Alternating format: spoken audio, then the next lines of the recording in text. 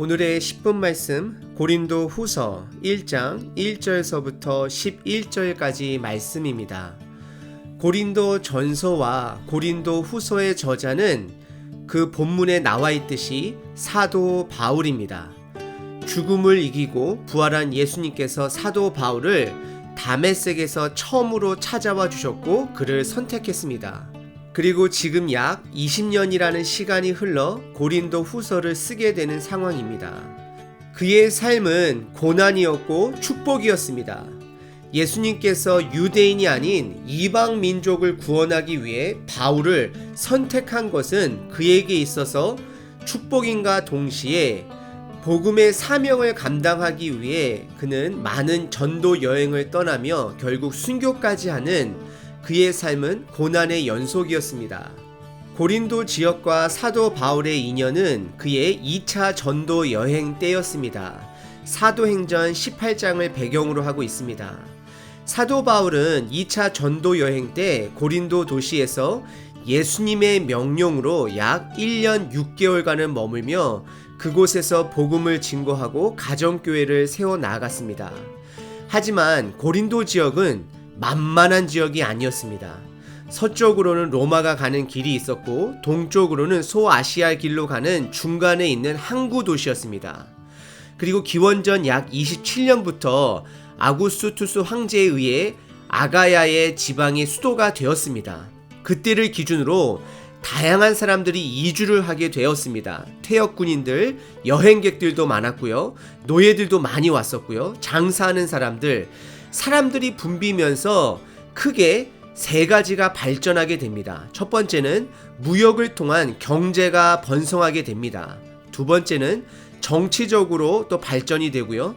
마지막 세 번째는 이스미언 운동 경기가 유명할 정도로 문화가 발전되게 되어집니다. 그리고 고린도 지역은 다음과 같은 5가지 특징을 가진 도시입니다. 첫 번째, 죄의 부끄러움을 모르는 도시입니다. 미국으로 이야기하면 라스베가스가 될 수 있는데요. 여러분들 그곳의 길거리 밤 문화를 산호세나 서울의 광화문에 가져다 놓는다면 이것은 불편해서 쳐다볼 수 없는 그러한 문화일 것입니다. 하지만 그들에게는 그러한 부끄러움이 없는 도시인 것입니다. 두 번째, 경쟁하는 도시입니다. 경제적으로 서로 높아지기 위해 서로 싸우고 서로 경쟁하며 그러한 것이 다반사인 문화인 것입니다. 세 번째, 정치적으로 항상 상대방은 지적하고 깔아뭉개는 리더십을 가진 문화입니다. 한국 청문회장을 생각하시면 될 것 같습니다. 네 번째, 권력을 돈과 정치로 이끄는 도시입니다. 그리고 다섯 번째, 사람의 능력을 중요시 여기는 도시입니다. 지금의 미국과 한국을 어느 정도 반영하는 도시인 것 같습니다. 사도 바울이 고린도 교회에서 1년 6개월을 같이 했지만 서로 경쟁하는 문화에서 성장한 약 5살 된 고린도 교회는 세상 문화로 인해 쉽게 변질된 것을 볼 수 있습니다. 교회 안에서도 서로 파당을 짓고 아볼로파, 게바파 여러 파들을 만들며 서로 경쟁하고 교회 공동체 안에서 성적인 죄를 부끄럽게 여기지 않고 이제는 사도 바울의 권위에 도전하며 사도 바울이 보낸 고린도 교회의 문제에 대한 가르침을 담고 있는 고린도 전서의 편지를 거절하고 사도 바울을 무시하게 됩니다. 왜냐하면 바울은 고린도 지역에서 가난한 자의 모습으로 살았고 집도 없었고 텐트를 만드는 노동직이었고 또 설교를 그다지 잘하지 못하는 자로 비춰졌기 때문에 고린도 교회 사람들에게 있어서 바울은 무시해야 되는 사람이고 또한 그들은 화려한 다른 리더들을 따랐던 것을 볼 수 있습니다. 고린도 교회 사람들이 사도 바울을 무시한 내용은 고린도 후서에 나중에 보시면 나올 텐데요. 그때 한번 자세히 다루겠습니다. 그리고 사도 바울은 고린도 전서와 고린도 후서 사이에 편지 하나를 디도를 통해 고린도 교회 사람들에게 보낸 내용이 고린도 후서 7장에서 확인하실 수 있습니다. 디도를 통해 다시 전달된 바울의 가르침과 마음이 담긴 편지를 고린도 교회 사람들은 받아들이게 됩니다. 그리고 이 기쁜 소식을 디도는 다시 바울에게 전달합니다. 그리고 나서 다시 바울이 편지를 쓰게 되는데 그것이 오늘서부터 함께 살펴볼 고린도 후서의 내용입니다. 바울이 고린도 편지 쓴 지역들을 살펴보면 3차 전도 여행 때 에베소에서 고린도 전서 편지를 써서 보냈고요. 고린도 후서는 마게도니아로 넘어와 고린도 후서를 써서 보내고 있는 내용입니다. 오늘 본문은 전형적인 그 당시 로마식의 편지 양식에 해당하는 인사와 머릿말 부분입니다. 그리고 편지를 시작하는 첫 인사말과 머릿말에서도 사도 바울의 믿음의 뿌리인 그리고 주인이 되신 예수님이 선명하게 박혀 있습니다. 눈은 성경에 그리고 귀는 저와 함께 그 사도 바울이 표현한 주인 되신 예수님을 함께 찾아보도록 하겠습니다. 1절서부터 11절까지인데요. 먼저 편지 부분의 인사 부분인 1절과 2절을 살펴보도록 하겠습니다. 그 당시 공식적인 인사 부분에는 3가지가 꼭 들어가야 하는데요. 첫 번째는 편지를 쓰는 자의 증명이 필요합니다.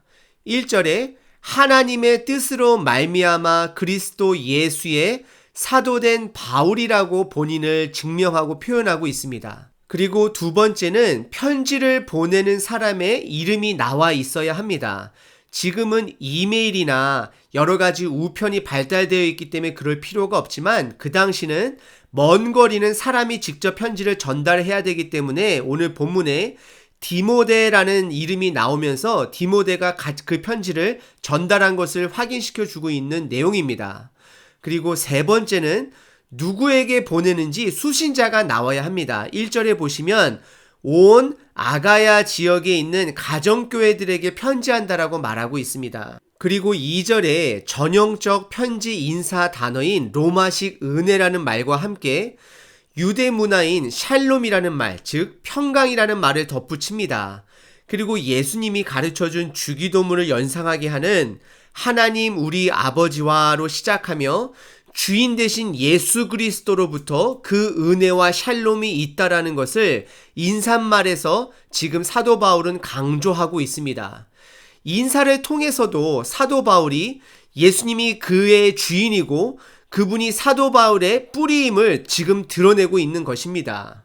그리고 3절서부터 11절은 편지 양식의 머릿말에 해당이 됩니다. 그리고 바울의 마음이 담겨져 있습니다. 3절의 시작이 찬송하리로다 하고 바울이 하나님께 영광 올리는 기쁨으로 시작을 합니다. 이것은 디도를 통해 고린도 교회 사람들이 본인의 가르침을 받고 다시금 교만에서 돌아섰다는 말을 들었을 때 사도 바울이 하나님께 감사와 기쁨을 표현한 것입니다. 그리고 3절서부터 7절까지 사도 바울은 위로라는 말을 계속 반복하면서 사용하고 있는데요. 원어로는 파라클레시스라는 단어로 위로뿐만 아니라 힘을 주는 뜻이 담겨져 있는 단어입니다. 사도 바울이 고린도 전후서를 쓰고 있는 상황은 고난의 삶의 연속이었습니다. 사람들에게 매를 맞고 쫓겨나고 핍박받는 고난 상황 가운데서도 사도 바울은 예수님의 복음으로 다시금 회복해가는 고린도 교회 소식으로 기뻐하는 것이고 그곳으로 인해 힘이 되었다라고 3절과 4절에서 말하고 있습니다. 그리고 5절에서는 예수님의 복음의 삶을 살다 보면 고난이 있을 수밖에 없는데 그 고난과 동시에 하나님의 위로가 넘친다라고 말하고 있습니다. 그리고 7절에는 믿는 자에게는 소망이 있기 때문에 성장의 고난도 그리고 회복의 위로함도 함께 있다라고 고백을 합니다. 저와 여러분들 삶에 복음으로 인한 고난의 위로가 있으신가요? 없다면 우리의 삶을 다시 한번 점검해 보시길 바랍니다. 이왕 우리 삶에 고난과 기쁨이 있을 것이라면 예수님 때문에 복음 때문에 고난을 받고 위로를 받는 저 여러분 되시기를 바랍니다. 그리고 8절서부터 11절은 머릿말 후반부 내용인데요.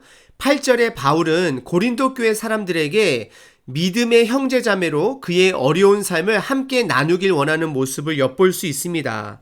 8절에 형제들아 우리가 아시아에서 당한 환난을 너희가 모르기를 원하지 아니하노니 힘에 겹도록 심한 고난을 당하여 살 소망까지 끊어지고 이 정도로 바울이 힘들었다라고 고백을 합니다. 학자들은 크게 세 가지 환난으로 추측을 합니다. 첫 번째는 내적인 고통인데요. 영적인 고갈일 수도 있고 정신적인 어려움일 수도 있습니다. 그리고 두 번째는 질병으로 인한 고통입니다. 그 당시만 해도 살짝 뭐에 찔리기만 해도 파상풍 같은 것으로 죽을 수 있는 시대였기 때문에 육체적인 질병으로 보기도 합니다. 그리고 마지막 세 번째는 핍박입니다. 외부로부터 오는 예수님을 믿기 때문에 예수님을 주인으로 인정하고 선포하기 때문에 오는 환난으로 보기도 합니다. 그리고 9절은 그의 이런 고난의 목적이 하나님만 의지하게 함이라라고 정말로 강한 영적 정신력을 보여주고 있습니다. 저 같으면 사역이 힘들거나 너무나도 어려운 상황에 처하면 불평을 했을 텐데 사도 바울은 고난의 목적이 주님만을 붙들게 한다라는 정말로 멋진 고백을 하고 있습니다. 그리고 10절은 하나님이 우리를 구원해 주신 은혜를 다시 한번 강조하고 11절에 고린도 교회 사람들에게 고난 가운데서도 하나님의 은혜로 서로에게 위로를, 즉 힘을 주는 자가 되어야 한다라고 머릿말을 마치고 있습니다. 오늘 본문을 통해서 여러분들에게 세 가지 질문으로 마치도록 하겠습니다. 첫 번째, 난 예수님의 복음 때문에 고난과 위로가 있는 삶을 살고 있는가? 두 번째, 나는 나의 고난이 하나님만 의지하기 위한 목적이라 고백할 수 있는가? 세 번째, 난 다른 사람에게 주님 안에서 위로가 되는 사람인가?